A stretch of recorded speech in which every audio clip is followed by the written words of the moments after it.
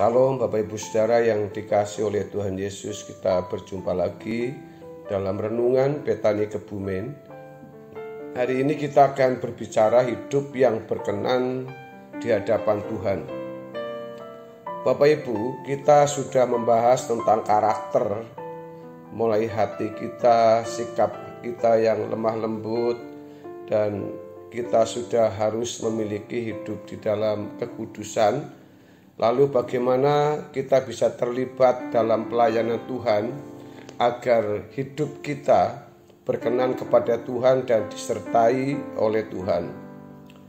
Kemarin kita sudah membahas tentang Roma 12 ayat 1 yang mengatakan, karena itu saudara, demi kemurahan Allah aku menasihatkan kamu supaya kamu mempersembahkan tubuhmu sebagai persembahan yang hidup, yang kudus dan yang berkenan kepada Allah. Itu adalah ibadahmu yang sejati. Hari-hari hidup kita harus sungguh-sungguh membenahi hati, sebab kita akan mengakhiri hidup kita yang akan diadili, yang akan diperhadapkan dalam pengadilan Tuhan. Itu adalah bagaimana sikap batiniah kita. Tuhan itu tahu hati kita, jadi Tuhan tahu jawaban apa terhadap sesama serta bagaimana menjawab kata-kata terhadap sesama jika kita menghadapi hal-hal yang membuat kita kadangkala marah dengan tulisan-tulisan yang ada di media sosial yang kita lihat, dan kalau kita membalasnya kita harus sungguh sangat berhati-hati karena itu akan dibaca orang banyak. Dan apakah bisa menjadi berkat atau tidak? Orang yang mengalami Tuhan tidak mencintai dunia dan terlepas dari belenggu dunia. Bila kita membutuhkan segala sesuatu yang menjadi kebutuhan hidup kita, baik itu mobil, rumah, baik usaha kita, apapun yang kita lakukan, karena itu menjadi kebutuhan kita untuk menopang kehidupan kita sampai akhir hidup kita.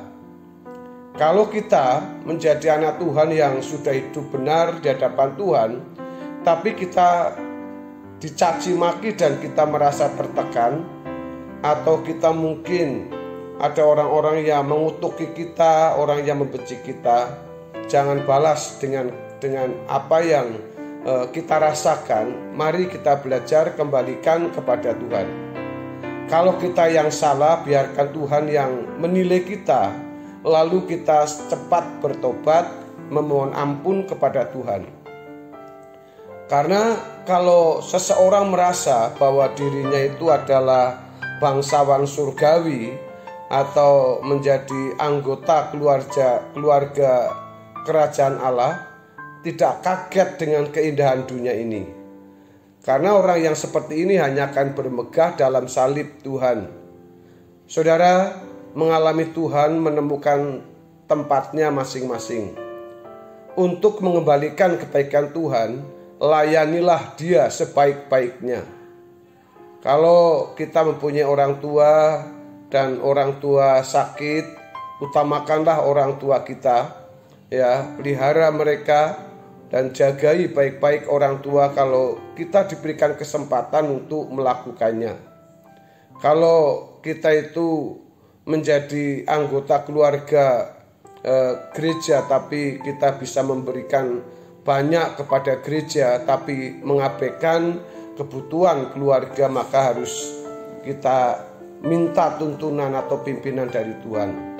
Kadang kita memiliki keterbatasan uang, saudara tidak bisa memberi ke gereja, tetapi mungkin saudara bisa membantu ponakan kuliah, dan kalau itu uang pas-pasan, itu baik saudara.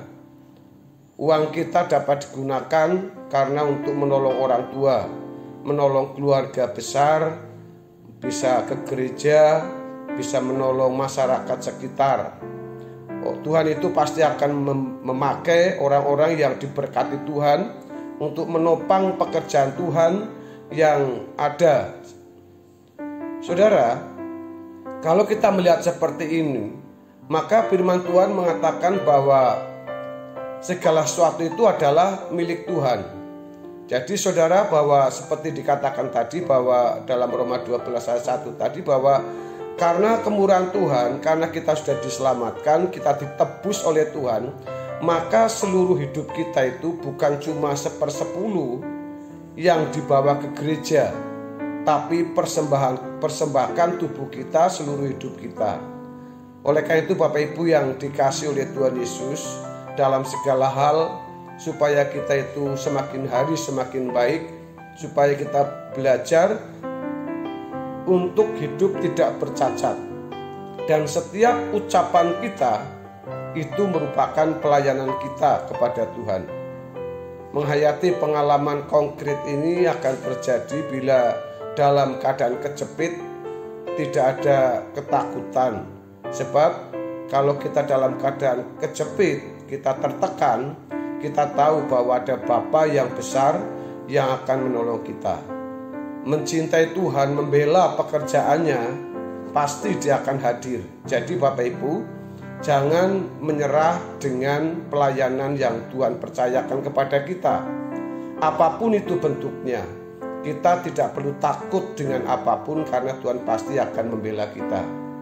Yang penting Bapak Ibu, kita harus memiliki rasa atau berusaha dengan memiliki perjumpaan pribadi kepada Tuhan, memiliki dasar-dasar Alkitab yang benar, kebenaran firman Tuhan yang murni yang kita dengar, yang kita lakukan. Maka dalam segala pergumulan kita akan bisa menikmati Tuhan dan kita bisa memutuskan mana yang benar dan mana yang salah. Kita hari-hari ini sudah banyak sekali inspirasi dari khotbah-khotbah di YouTube sesuai dengan pengalaman dalam mendengar firman dari orang lain. Harus kita pungut yang baik dalam fokus hidup. Kita harus ikut jejak Tuhan dan kita akan mengalami Tuhan yang diimbangi dengan hidup suci. Pengalaman atau alami hidup bersama Tuhan. Berbicara, kita harus berbicara untuk mengasihi Tuhan. Dan kalau kita bergerak melakukan segala sesuatu, kita mengikuti jejak Tuhan yang sempurna agar kita menjadi seperti Tuhan.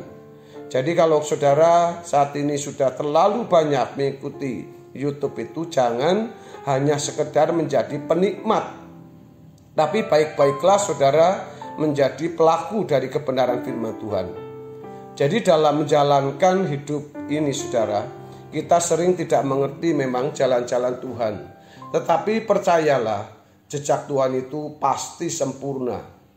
Di balik masalah kita itu sebenarnya agar kita memahami semua yang Tuhan ajarkan, agar kita mengerti apa yang menjadi rencana Tuhan dalam kehidupan kita. Kita harus sendiri sungguh-sungguh mencari Tuhan. Jangan sampai kita dijajah oleh siapapun, ditekan oleh siapapun, dan kita hanya berfokus kepada Tuhan saja yang mendominasi hidup kita. Suatu saat pasti saudara akan berjumpa dengan Tuhan. Orang yang sudah berjumpa dengan Tuhan yang sesungguhnya akan mengalami dan bisa dilihat buah-buahnya dalam kehidupannya, dapat dirasakan oleh orang lain, dan dapat juga menjadi berkat atau bisa merubah orang lain. Hal yang penting Bapak Ibu yang harus kita lakukan, kita harus bisa mengembangkan kebenaran firman Tuhan.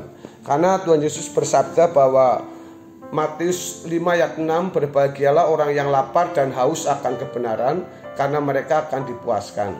Kebenaran yang dimaksud di sini adalah aletheia, yaitu pengertian. Yesus adalah truth, perilaku yang baik walau kelihatan maupun tidak kelihatan. Artinya kita itu harus memiliki kehidupan yang melebihi dari keagamaan lain atau hukum Taurat.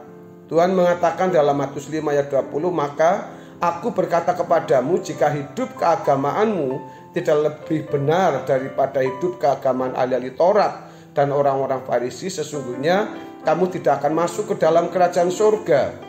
Hidup keagamaan artinya orang percaya dipanggil hidup secara luar biasa, haus kebenaran, pasti keinginannya itu adalah tidak bercacat dan tidak bercela. Maka Bapak Ibu benahi ya dengan benar bagaimana kita mulai ketika kita berbicara, kita tidak berduri, artinya tidak mempunyai maksud yang lain kecuali Tuhan disenangkan. Maka kita mempunyai kesaksian, sebab dalam segala hal Tuhan itu hadir. Dan Tuhan akan mengambil bagian dalam kehidupan kita. Apalagi kita mengambil bagian dalam pekerjaan Tuhan, maka Tuhan juga hadir dalam hidup kita. Mengalami Tuhan itu harus hidup suci. Kita dipanggil secara luar biasa, dan kehausan serta kelaparan harus ada pada kita. Banyak orang yang metabolismenya rusak, pribadi-pribadi yang melangkah untuk haus dan lapar akan kebenaran, ini sangat berkerinduan hidup, tidak bercacat dan bersih hidupnya. Keselamatan dari Tuhan Yesus dan percaya Tuhan Yesus akan dibuktikan lewat iman kita yang akan dilakukan dalam tindakan kita seperti Abraham dalam penurutannya kepada kehendak Allah. Jadi orang yang sempurna sekalipun tanpa salib, ya, maksudnya orang yang sempurna sekalipun sehebat apapun, tapi orang itu tidak ada salib dalam hidupnya, tidak percaya kepada Tuhan, maka itu akan masuk neraka. Adanya salib maka manusia bisa dihakimi. Percayalah, menyerahkan diri kita itu kepada yang dipercayai, itu iman.